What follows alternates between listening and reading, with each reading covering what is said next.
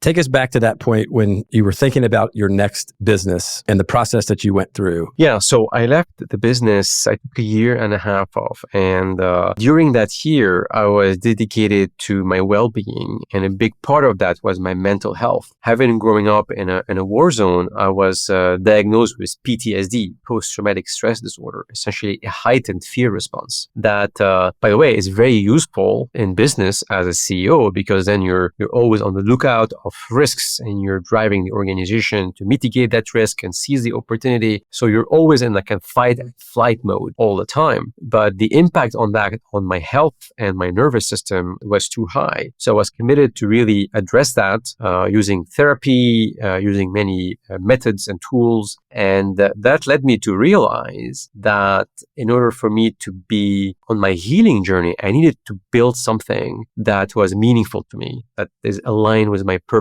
here on the planet. And growing up in a country that is known to be a failed state when it comes to its economy, where I knew there were great talents there, but they didn't have access to the opportunity that we have here in the West. I mean, just to give you some data points, there are 85 million jobs going unfulfilled in the West, according to Korn Ferry. That's 8.5 trillion economical loss, roughly 10% of the world economy. While at the same time, you have over 1 billion knowledge workers that are coming online in the next decade, mostly from emerging economies.